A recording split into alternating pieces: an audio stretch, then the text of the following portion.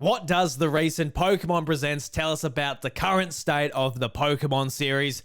And VGC gave us a report about Nintendo Switch 2 coming in late 2024. So I lay down my predictions of what I believe the next generation of Nintendo hardware will be. So if you love Nintendo, you've found your home. Come on in.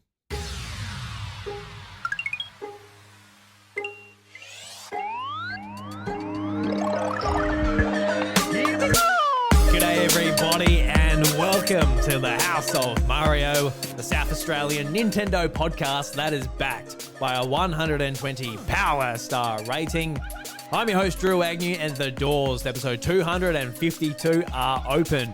Hope you're going well, hope you're having a fantastic day wherever and whenever you're checking out the show. It's great to be back. It was really fun to record the first episode for a couple of months last week. And in that episode, I tried out some brand new things with different camera angles and actually wanting the background and that to look pretty good on video. So if you haven't already, go to youtube.com/idruby, check that out. And hopefully we won't have some of the technical issues I had last week. I had a real hard time syncing up the audio. It was the audio drift was pretty insane. So this episode is a little bit late. I've been sort of troubleshooting some ideas to try and make that work. So if you're seeing this or you're hearing this, that means it worked. Thumbs up for Drew. So thank God for that. But over the last week as well, I've really sort of appreciated some really kind messages from some of you guys just about what I talked about last week. You know, very personal, very sort of, very personal topic that I talked about last week. So thank you very much for the very kind messages and messages that you're happy that I'm back. Because I'm happy that I'm back. It's a lot of fun. And speaking of just happy that I'm back, that we actually got 3 brand new Apple Podcast reviews last week. Goodness gracious, we usually get maybe 1 a month if we're lucky. Hell, maybe 1 a quarter if we're lucky. But 3 in 1 week, that is absolutely awesome. Thank you very much to everybody that's left an Apple Podcast review. Remember, you can do the same. You can go to your Apple Podcast app or Spotify, leave a 5-star review. Really helps out the show. But we'll read these reviews throughout the episode. And we'll start off with Nika Edwards. And their review reads, "Great podcast, 5 stars. Kia ora, mate. My brother recommended I give you a listen late last year. We grew up in a Nintendo household, and being from New Zealand, seems that once the Xbox 360 PS3 generation, there's been a lack of fandom across the ditch for Nintendo games. This is a super awesome podcast, feels very personal, and a must listen if you're a fan of Nintendo games. Welcome back. Great to hear your voice once again after the break." So, Nika, thank you very much for your review. I really appreciate it. It's really awesome to hear that there's some of you guys in New Zealand that are listening to me, and really appreciate that. You guys are like our brothers over there, so thank you very much. And a big shout out to your brother who recommended the show. That is awesome. Thank you very much. I really appreciate that. And anybody out there who wants to help, support the show, that is the best way you can show support. Is just being like, hey, you might like this show if you like Nintendo or you like this particular form of content. So big shout out to your brother, Nika. Really appreciate it. So I'll continue to read out some of the Apple Podcast reviews as we go out through the episode. But I want to jump into the Pokemon Presents. And this was something that I honestly forgot about until the day it happened. I'm like, oh yeah, that's happening. My friend Josh with Nintendo actually sent me a message saying, "You keen for the Presents?" And I'm like, oh yeah, that's a thing that's happening. Because honestly, I was not keen for the Presents. The one that happened earlier in the year was like one of the biggest letdowns I've ever watched when it comes to like these online presentations from video game companies. I had high expectations that I wanted like the Pokemon Virtual Console games on Nintendo Switch Online, Pokemon Red, Blue, Yellow, onwards and upwards. I gave up on that idea and I just decided to emulate them. Yes, I did, like a naughty boy. But I don't know, they're not giving us an option to pay for them, so here we are. So yes, I was not excited for this Presents, but 10:30 at night, I decided it's time to sit down and really focus on what the Pokemon company wants to show us. And it's exactly what I thought it was going to be. With a couple of surprises. There was some cool, cartoons announced. There was a Pokemon trading card animation announced called Pokemon Path to the Peak. that looks pretty cool. I think it's pretty neat that there's a cartoon based on the Pokemon TCG. It's going to be great for kids. I think, maybe not for 29-year-old Drew, but that's fine. As well as a bunch of other stuff, Detective Pikachu, Nintendo Switch Online games, including the Pokemon Trading Card game and Pokemon Stadium 2. We already knew about those. They announced the last ones, but they are now available. As well as stuff for Pokemon Go, the mobile games, and the big stuff I cared about, which was Pokemon Violet and Scarlet. Scarlet and Violet. Sometimes I say it the opposite way around. I'm like, wait a second. That sounds so weird. But yeah, like a bunch of stuff, which was all... This is where I am with the Pokemon series at the moment. And the Pokemon series is one of my favorite series of all time. And just to put it into perspective, I don't have a tattoo, but if I was going to get a tattoo of anything, I would honestly just want like a big Pokemon sleeve on my right arm. I reckon that would be sick. I'm not going to start off with like a little like initial of a loved one or something like that. I'm going to just have a big Pokemon sleeve. I saw one on Facebook and I thought it looked sick. I'm like, all right. Yeah, that's what I'll get. So, I love Pokemon. Pokemon is a part of me. I grew up on it. It's what got me into gaming, Nintendo, and I might not be sitting here doing a Nintendo podcast today if it wasn't for Pokemon. But over the last few years, especially since it's gone 3D, the Pokemon series has just gone downhill because of production sort of limits when it comes to making 3D games. They can't crank out the games like they once did with sprites. It's much more resource intensive, but they do not sort of want to slow down the production and do a game every 2 years. It is a game every year for the most part. Even to the point a few years ago where we got, in the span of 12 months, we got Pokemon Legends Arceus, we got Pokemon Brilliant Diamond and Shining Pearl, and we got Scarlet and Violet. Two of which were big 3D games that are completely different, and Ilka actually handled Brilliant Diamond and Shining Pearl. So not only were they not slowing down things, they're speeding it right up. So I've had my frustrations for a long time when it comes to the Pokemon series, just as far as their quality goes. As far as the creative aspects go, I feel like the creativity within Game Freak is actually really good. The brand new Pokemon over the last couple of generations have been fantastic. Bunch of ideas to get competitive play, a lot more of a focus, as well as different mechanics throughout the games as well. I really like Dynamax. I think what's it called? Terraforming. I forgot what it's called. And Scarlet and Violet. I've actually shut it out of my head a little bit. But that was pretty neat too. I quite like just the creative aspects they've put into the series. But I've always been thinking about what is the current state of Pokemon. What is making me so displeased when it comes to the Pokemon series?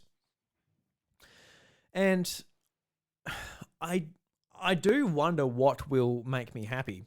Because for me, honestly, when I was looking at this Pokemon Presents, what I really wanted to see was just the old games coming to Nintendo Switch Online.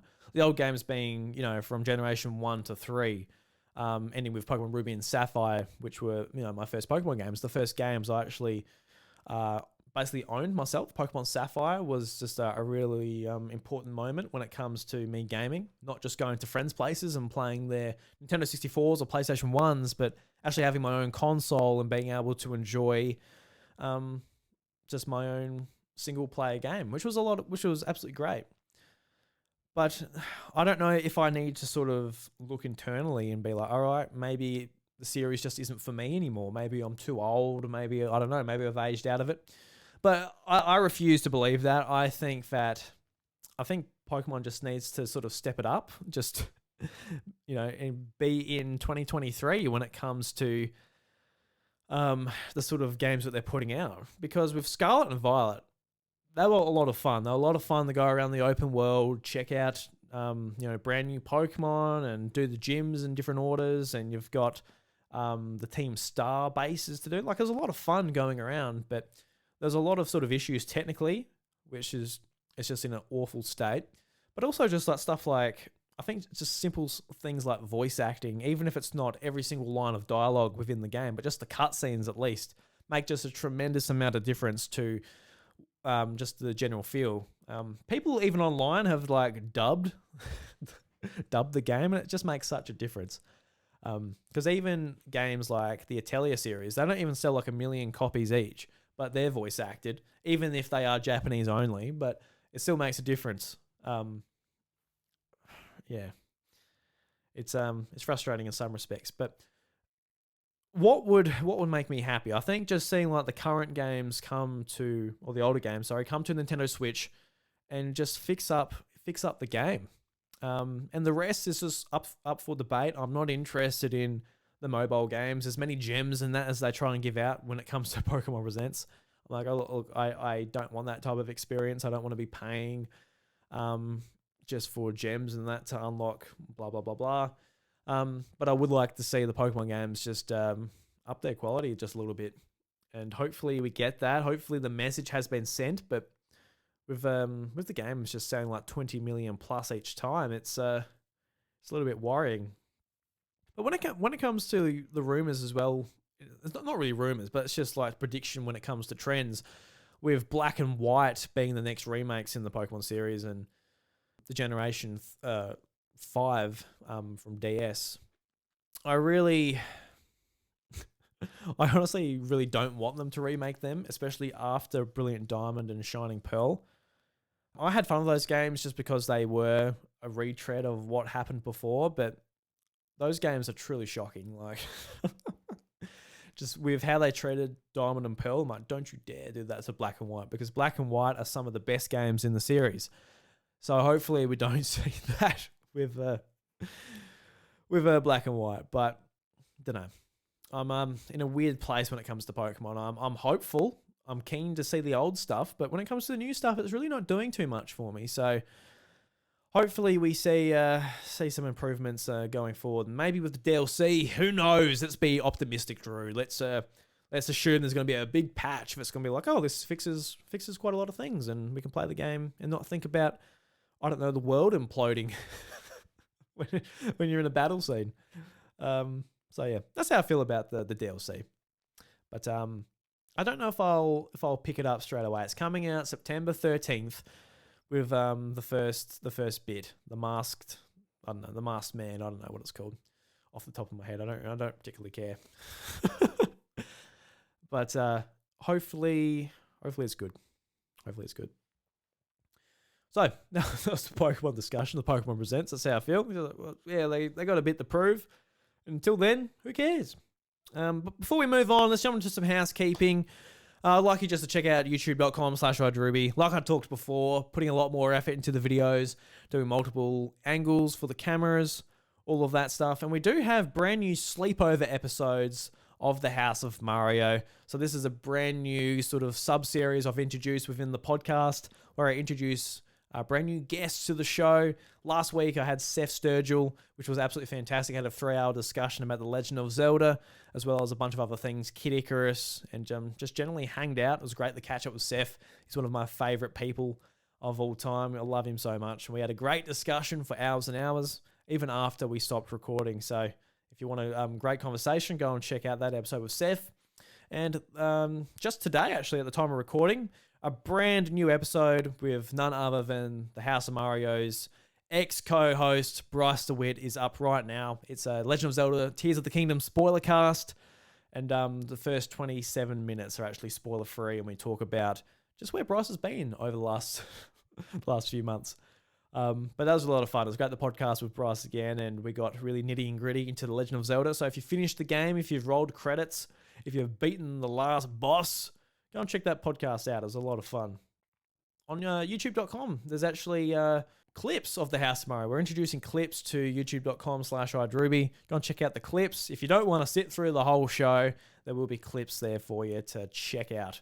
But apart from that, just follow us on podcast services, YouTube, Spotify. Give us a 5 stars, and I'll read them out on the show. Just like this one from Compi. So Compi says, the one Nintendo pod to rule them all. And he left 5 stars. So the review reads, here it is. You found it. If you're looking for a comprehensive Nintendo podcast and a bit of general gaming also, you've come to find the right place. Drew leads the pod with a clear passion for Nintendo and puts his heart into everything that he covers. Do yourself a favor and give it a listen. You will not be disappointed. So hope you're not disappointed, but Compi, thank you very much. Very much appreciate the review and the kind words. So let's move on to my video game 2023 gaming challenge. And last week I mentioned that I was trying to get back into gaming. I was trying to shake off the shackles of, just watching TV and just, not gaming for a couple of months. So I wanted to do that with a couple of shorter games that I played actually both on Xbox Game Pass through my Asus ROG Ally, which is a lot of fun in handheld mode. And the first game that I played was Planet of Lana. And Planet of Lana is a really beautiful cinematic puzzle platformer, which was a lot of fun. It caught me by surprise. Took about 4.5 hours to beat. And what was a real standout for this game was just how beautiful it was, but also the soundtrack. And the soundtrack was just jaw-droppingly beautiful as I'm listening through on headphones and playing through the game and just taking in all of the atmosphere that the game offers. The whole premise of the game is basically you're in a small village, you're going off, you're looking for your friend, but then like these aliens invade. This big spaceship comes down, all these metal sort of beings just kidnap everybody and take them off. And it's just you who you're playing as Lana, and you're off to find your friend and save your tribe from what's going on. And there's no dialogue in the game. It's all left up to interpretation. Maybe similar to a game like Limbo or something like that. But Planet of Lana, it's just beautifully hand-drawn. The colors just pop, and it's just a tremendous experience going through it. And typically for me, I'm not like really into puzzles necessarily. But throughout the game, you come across different situations where you've either got to use stealth to get around these particular creatures, or you're just working out puzzles like trying to try and figure out just like a simple puzzle. There's one with like dots you've got to line up and all that, but typically there was only one of those puzzles. The rest is more like stealth based, getting around things in 2D. You do have a companion. It's like this little cat monkey thing. It's really cute. It's called Mia, and you can control that with the right trigger. And you're able to point it in different directions and help distract and use its abilities to open up paths and things like that. It's just a really sweet game. But what really sort of put it into just one of my favorite games of the year, honestly, I gave it 4 out of 5 stars when I was just thinking about how much I love the game. There was a moment where the camera just draws right back. It shows the horizon, and like an actual song just like kicks in. And it goes for about 4 minutes, and you're just like running to the right, and you're taking in all the atmosphere, the surroundings, and everything that the game has to offer just to this beautiful song. And straight away after I finished the game, I went to Apple Music and I found the album, and I listened to it every day. And it's interesting because this game may have introduced me to one of my favorite songs released in 2023. So who knows? It might not be my favorite game of 2023. Legend of Zelda Tears of the Kingdom has that pretty wrapped. We'll see if anything can beat it. But this game was, I don't know where I'd put it, whether it's in my top 10 or not. I have to work that out. But definitely one of my favorite soundtracks of the year. It's absolutely beautiful. So if you're interested in the game, it's on Xbox Game Pass, PC and Xbox. But if you just want to listen to the soundtrack, it'll be on Spotify and Apple Music as well. So go and check that out. It's really awesome. And the second game that I beat this week was Venba. And Venba's really cool as well. I think I better just bring up exactly the description that the developers put. Venba is a narrative cooking game developed and published by Vicia Games. The game is on all the platforms. And it starts in the 1980s, and it takes course over nearly 30 years. And the characters that you're interacting with is a family of 3. So you got a mum, dad, and their son. And it's really sort of interesting how this game works. The main gameplay mechanic is cooking. So you're cooking Indian cuisine, which is super satisfying. I was playing with headphones on, as I believe everybody should when they're playing games. And I think the sound design in this especially was really sort of eye-opening, just how delicious this game sounds, like the sizzling of the ingredients as you chuck them into the pan. And the whole idea of the game is you're following like a cookbook, but every now and again there's some ingredients that are sort of scribbled out and you can't see them. So you've got to sort of work out the ingredients of what the dish is. And when you complete the dish, it continues on the story. And the story for me was a highlight. This is a very short game. It's about an hour and a half to complete. what was really cool about it, as I guess as a brand new father, is the game starts off with a mum and a dad. They just moved to Canada from India, and they're working out how they can live. They get pregnant, and the game sort of kicks forth a few years to when they've got a baby, kicks forth again to when they've got like a young son, etc., until the son's grown up and moved on. But it was just a really sweet narrative story, which I would recommend to anybody. It doesn't take up too much time. It's on all the platforms, Nintendo Switch. But if you've got access to Xbox Game Pass, perfect game for that. Because maybe for an hour and a half, say $20 might be a little bit of a stretch for you. But I think it's worth it. If it's on sale or you can get it a part of a subscription, definitely check it out. It's really touched my heart as far as some of the sort of themes the game sort of works out, because it's very much about a family that, with their son growing up, and eventually their son wants to sort of push back against their Indian culture and wants to become, I guess more quote unquote normal within like the Canadian means, as far as like the Western society goes. And it even touches upon like some like racism towards Indians within Canada as well as a scene. It doesn't push it too much, but you can sort of gain from it that's the message they were putting forward. And yeah, it's just a really great narrative story. So go and check it out. Venba on all the platforms. So this week for the Guru Geek Out, this is a tribute to my late friend Bobby Pauls, a Nintendo guru. I want to just geek out about my brand new iPad. I got a brand new iPad Pro 12.9 inch. And I got this because recently there's been Apple's video editing software that's been added to iPad. Final Cut Pro is now on the iPad. And with sort of my lifestyle now, I thought it'd be great if I could like take something as portable as an iPad with me, and I can edit videos and do all that stuff. And also some of the reality of that Final Cut Pro on like the computer, a little bit complicated, but it's really dumbed down on the iPad. And for me, that's great, because over the last week of really utilizing the software to edit together the House of Mario, it's really been useful doing the different camera angles and all that. It's been absolutely fantastic. So I'm really happy with sort of my setup. And over the last couple of days, too, I've been working out like what things can I actually do on the iPad that I don't need a computer for necessarily. And I think for the most part, I've got it down to everything on the iPad. So I can do the video and do the audio, do the uploads, and everything from the iPad. So really excited about that. So really been enjoying using that, as well as just watching some anime and doing, just a lot of YouTube and TV on it as well. It's been absolutely fantastic. So really enjoy the brand new iPad. And as far as a shout out goes as well, I want to give a shout out to my friend Lockleth from Carpool Gaming, and also has her own YouTube channel just called Lockleth. And the other day I was sitting down doing some planning, doing some stuff for the podcast, and I thought I would chuck up just a nice relaxed stream. And Lockleth was streaming Animal Crossing at the time. And it was just really nice just having a nice relaxed sort of stream up in the background. And typically for me, I don't really do that, but she just happened to be live when I was on YouTube at the time. And she does an absolutely fantastic job over on her YouTube channel. I believe she's hit over 1,000 subscribers. So huge congratulations to Lockleth. Absolutely deserved.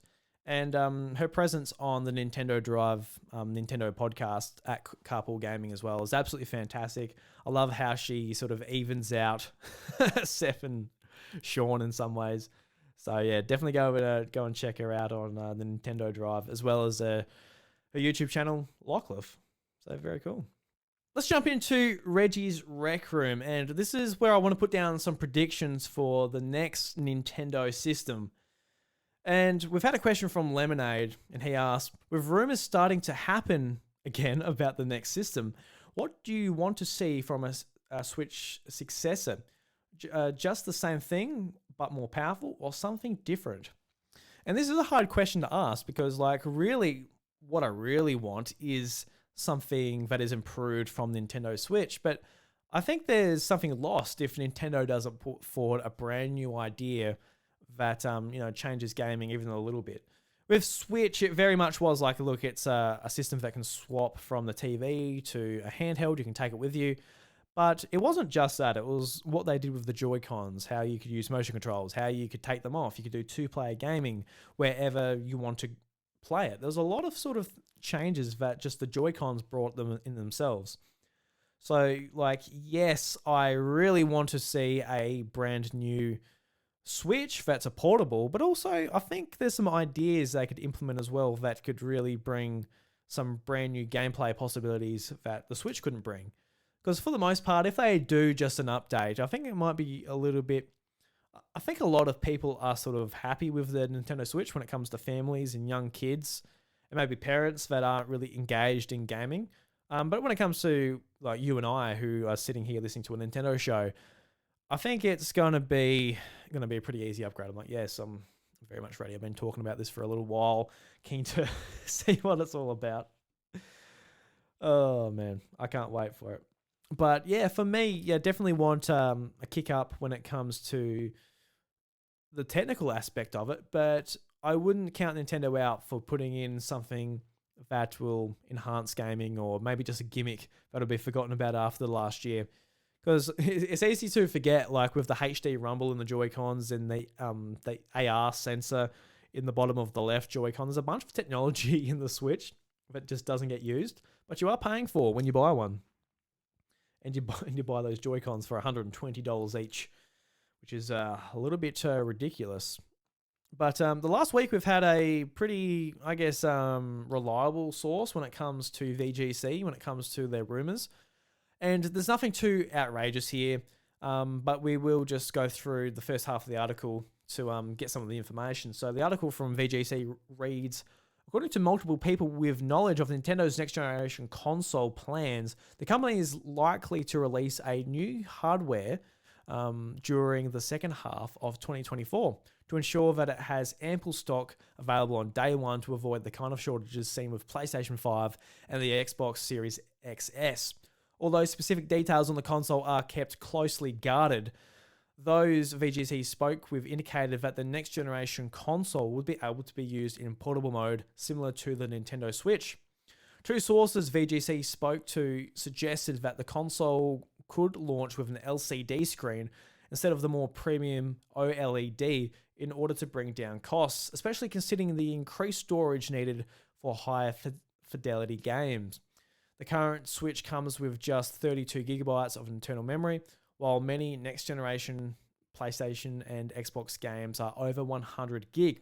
It is likely that the predecessor to the Nintendo console will also accept physical games via the cartridge slot, the sources said.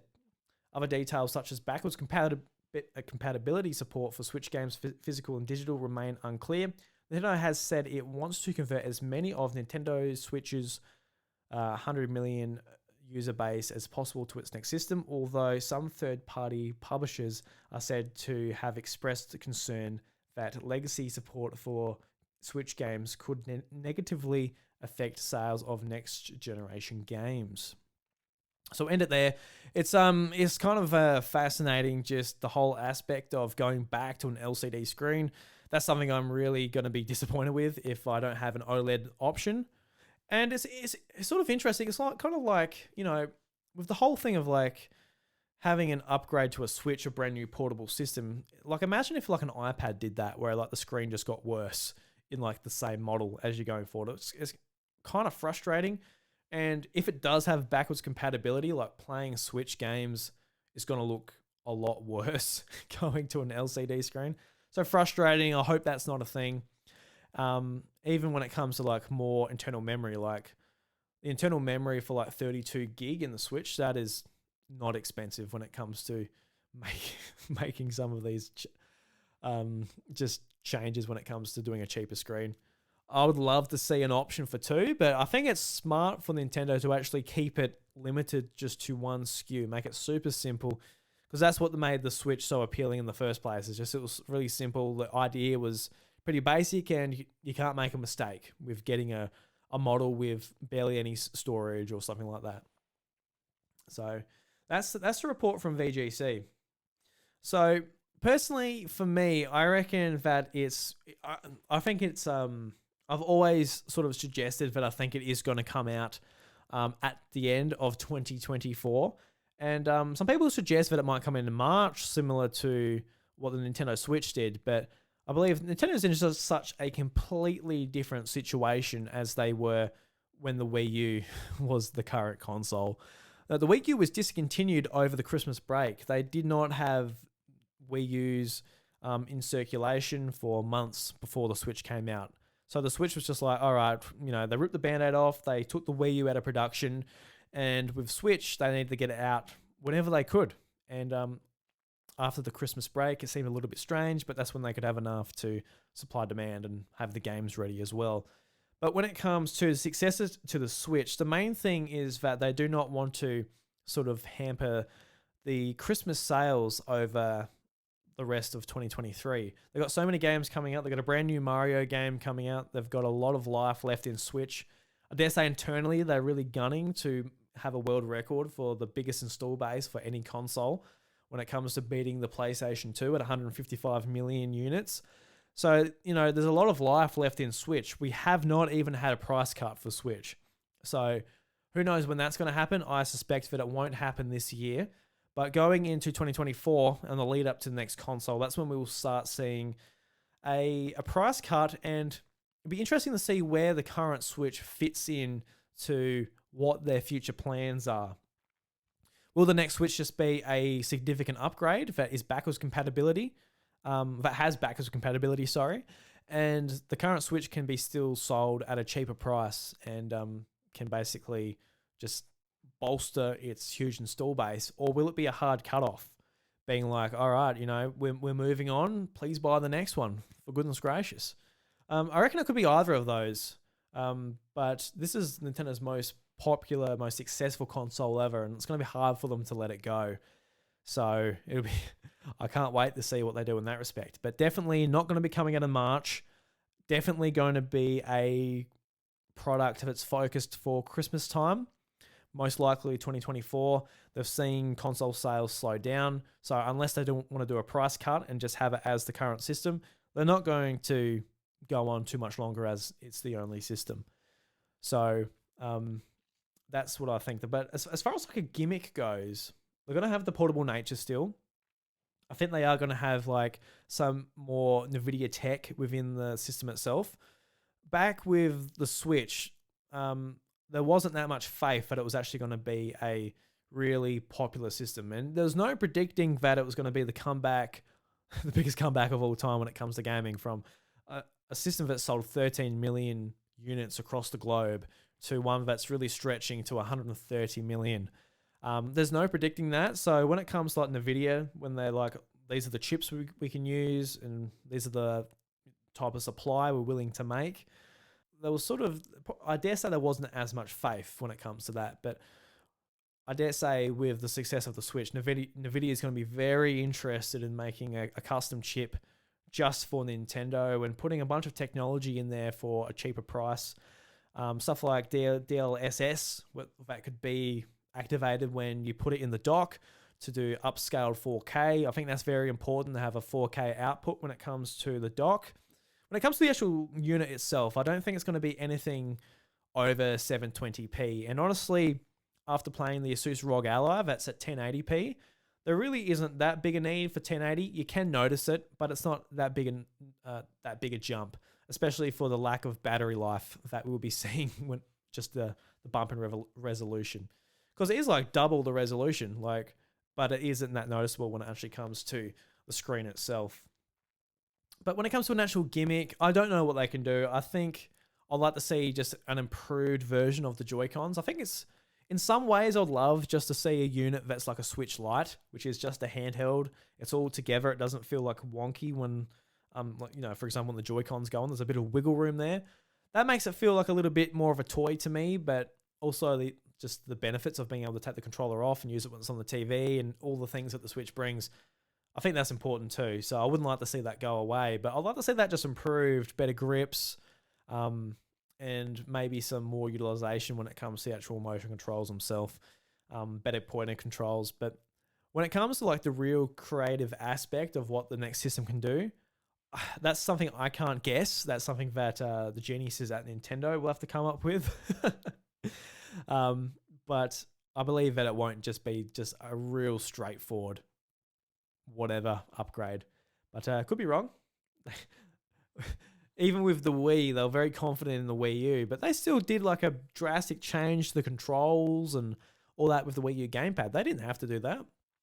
I think they just saw Apple's success with the iPad and be like, all right, we'll utilize that. Also with our success with the DS, and we'll also put the motion controls in it, and it's a Swiss Army knife. But yeah, that's the most interesting and unknown thing to me, because I'm pretty confident in saying that like its release time, late next year, about November, maybe a little bit earlier for the Christmas rush. But when it comes to the gimmick, not quite sure, but it's going to hold on to everything that the Switch is doing. As far as backwards compatibility, this was also an issue that was brought up over the last couple of weeks as well. Just the fact that developers and publishers were outright saying that they didn't want backwards compatibility in the Switch, so they could sell old versions of games again. And that's something that Nintendo really benefited with the move from Wii U to Switch. Which is, because they're able to sell Donkey Kong, Tropical Freeze again, Mario 3D World again, New Super Mario Bros. U again. Like, there were so many games that were ported from Wii U and really fleshed out the Switch's library. Of course, Mario Kart 8 Deluxe. So it kind of, in some ways, it sort of goes against their interest to do backwards compatibility, but they really need to include it, I feel like. If they want people to happily move over and move over quickly to the next system and continue to sell games at the clip that they're selling on Switch, it'd be really important to have backwards compatibility. Like with my library on Nintendo Switch, I got like over 300 games, and the whole thing of them just being locked to the Switch, even for me as like a hardcore Nintendo fan, it's going to be hard to sort of like justify moving to another system when I've got so many games on the Switch and there's no point moving over. So it is an interesting thing, but I hope that Nintendo does make the right decision and have backwards compatibility.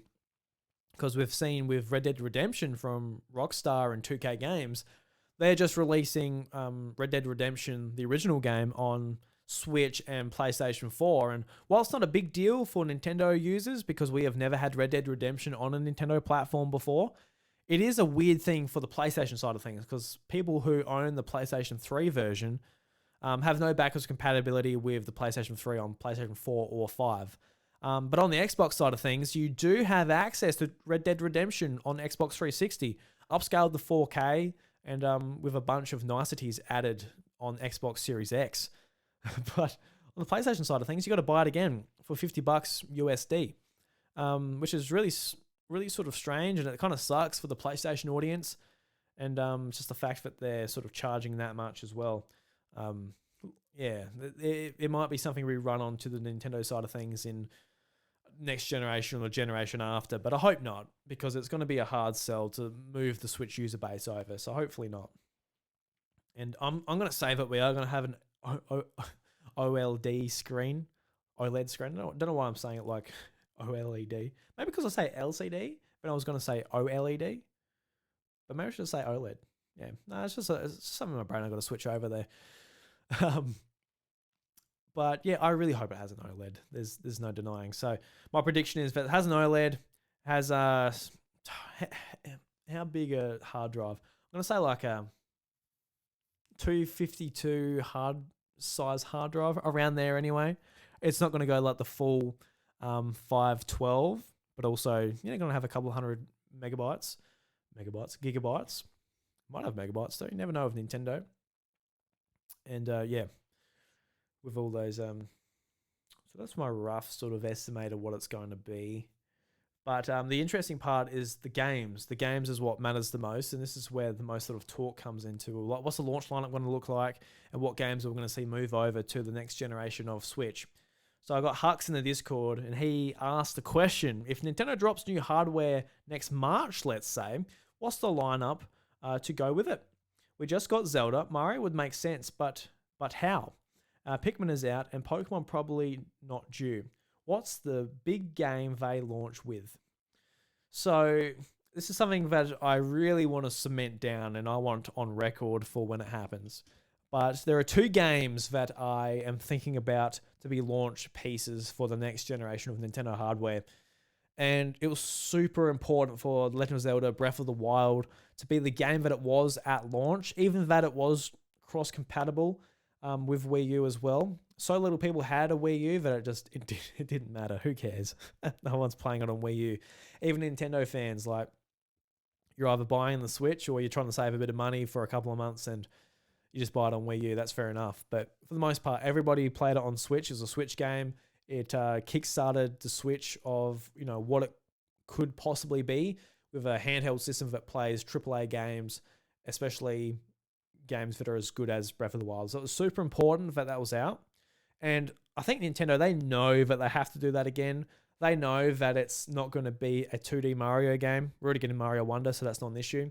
But with New Super Mario Bros. U, a sort of a plea to the casual gamers that really enjoyed New Super Mario Bros. Wii on the Wii, it didn't really work. They needed just, at launch, I think it's important to have like a game for the hardcore Nintendo fan. And I think when it comes to just looking at the development cycle between the games that have came out in the past, I think it's obvious that it's going to be a Mario game of some sort. That is one of their biggest franchises. Well, of course, their biggest franchise. And Zelda's nowhere near due. There's definitely not going to be a brand new Mario game unless they turn around one in a bit over a year. So good luck with that. If you want to do a sequel to Tears of the Kingdom within a year, do a Majora's Mask. Why not for the next Switch? But I think the main game will be a Mario game, and it's between a brand new 3D Mario game or Mario Kart. And it could be either of those. I think Mario Kart would be a super interesting option having at launch. It's the biggest game that Nintendo's got. It's the biggest selling game on Switch. So just the sheer amount of people interested in that game is just the biggest. And when it comes to having a Switch, I feel like it's really hard to imagine someone having a Switch without Mario Kart. It's just the perfect game for people to come over and play. It's fun to play by yourself. There's online. There's a bunch of stuff to it. So I think that's that game it's likely, especially within the first year as well. And then there's the 3D Mario. We haven't seen 3D Mario since Mario Odyssey 2017. It's been a long time. Usually we see 3D Mario games within like 3 years of one another, and this game has basically doubled the development time. That is with COVID and a bunch of stuff as well, so you can't really compare it apples to apples.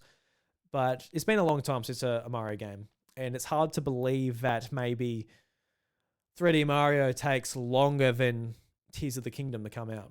But with Tears of the Kingdom, I guess it was a sequel and a 3D Mario game. They might have really gone back to the drawing board and worked out some new mechanics and all that as well. So for what I believe that it's going to be a brand new 3D Mario game, and a Mario Kart will come later in the year. We're sort of seeing what the Mario Kart team has in store when it comes to just their development cycle with the DLC. The DLC is sort of, it's going to be ending this year. I think, we've got one more pack to go with Pack 6. So there's going to be a bit of time between then and the end of next year. So it's a pretty good time for a brand new Mario Kart to come out. And the sooner you get a brand new Mario Kart, the sooner, people are going to be jumping on just for Mario Kart, because that is their biggest system seller. So the sooner you can get that out, just the more units you'll be able to sell of that game. Because with Mario Kart 8 Deluxe, it came out in May, and that was really great because it's had so long on the market when it comes to the life cycle of the Switch. You wouldn't want to leave Mario Kart to the second year or the third year. That just makes no sense. You want to get it out as soon as possible. So I could see either of those games coming out for the launch. And yeah, I don't know which one they would hold. Like, I feel like they have both, like, approaching the end of development, like around the time the Switch 2 would be coming out. So yeah, I really don't know what it would be, which one they would say, look, let's put it out now, or this is the one we want to put out for the anticipation, like going into the launch window. Maybe I will go Mario Kart. I'm really confident in both, but Mario Kart at launch would just be just like a massive killer app. Like, it would be absolutely tremendous.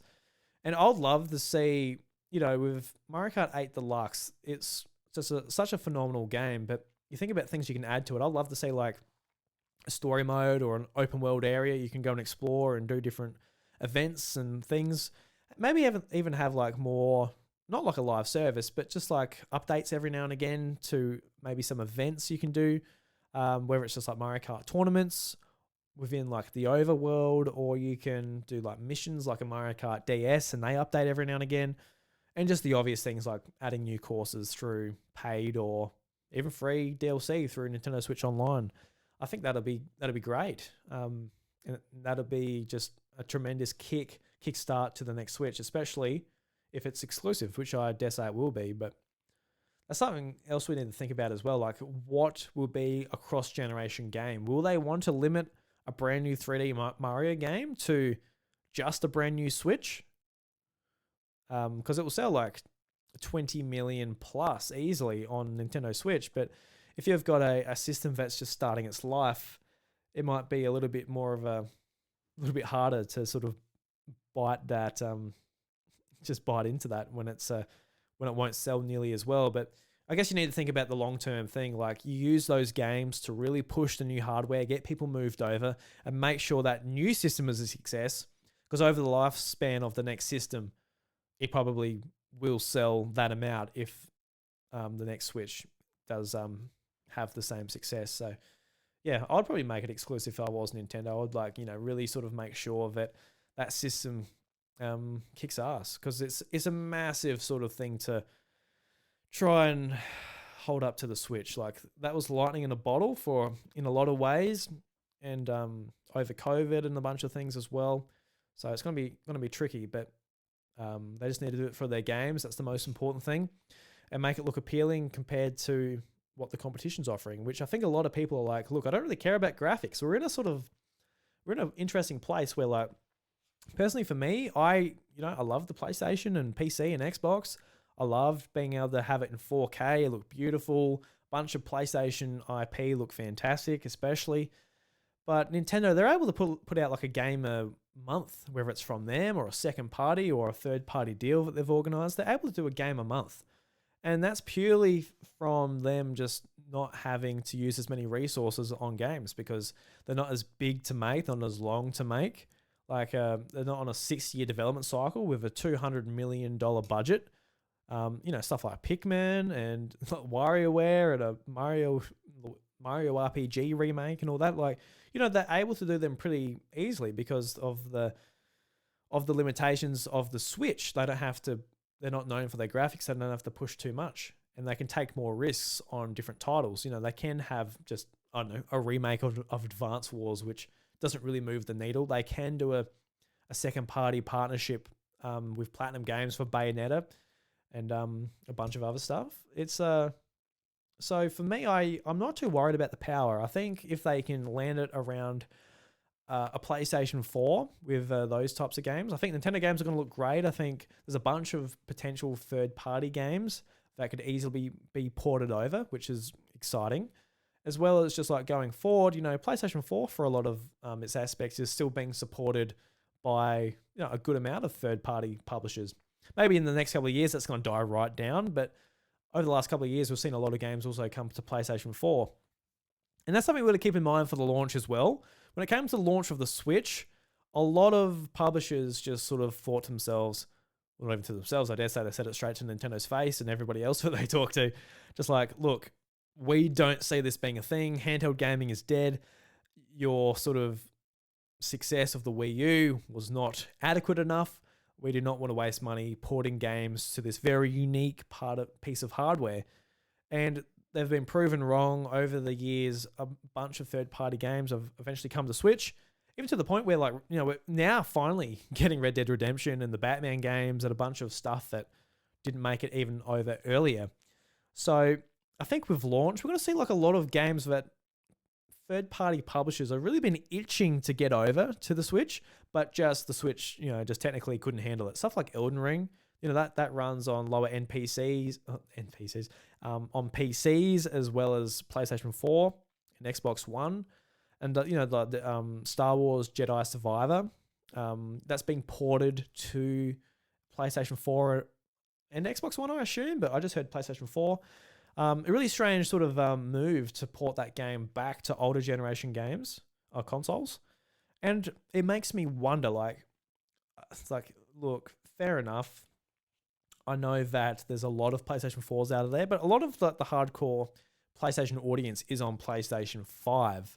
So when you think about like doing it the PlayStation 4, like how many people is that going to open up?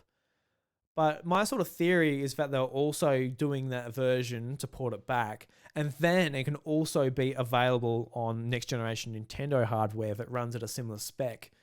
And who knows, maybe the next generation Switch will actually keep the PlayStation 4 alive in some ways, because it may as well be in PlayStation 4 if it's also on Switch 2. A similar sort of thing that happened to the PlayStation 2 when it comes to the Wii. Like a lot of games were on Wii and they're also on PlayStation 2, and they sort of looked after one another because it made it worth it putting it on each platform, because those two at a very similar spec, even though they are, you know, technically much weaker platforms compared to Xbox 360 and PlayStation 3. So sort of a lot to think about there. I think it's going to be a great launch lineup from Nintendo. I think they've had a bit of time to at least get something within the Mario series organized, and hopefully they've got a nice roadmap. And the third-party support this time I expect to be much better. With a bunch of games we're really keen to play handheld, even though maybe if you've got a Steam Deck or something, you might have already experienced a lot of these bigger games handheld. But, you know, for a Nintendo fan, it's going to be great just having some of these things in our hands and being able to play them that way.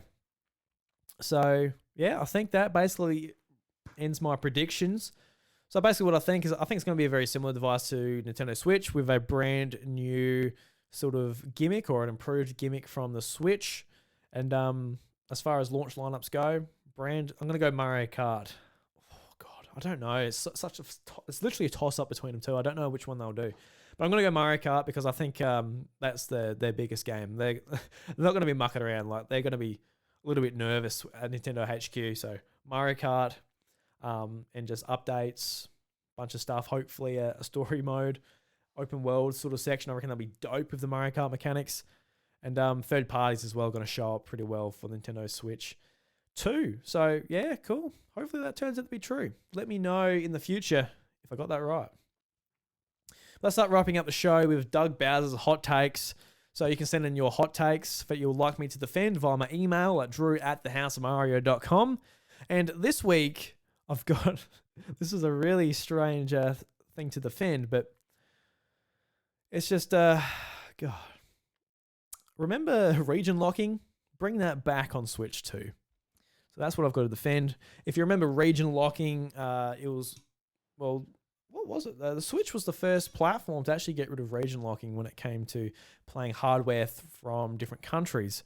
So if you wanted to import on your, say, Nintendo Wii, GameCube, even DSi, which introduced region locking, 3DS, you couldn't. You had to play games just from your region. And it was great that they actually got rid of that on Switch. But now I'm here to really defend region locking, why I want it back on the next platform. So, all right, let's defend region locking. Do you remember region locking? Remember when you were playing your Nintendo Wii or 3DS and you wanted to import that cool Weeb game from Japan? Well, you bloody couldn't. You had to get a brand new console just from that region to play those games.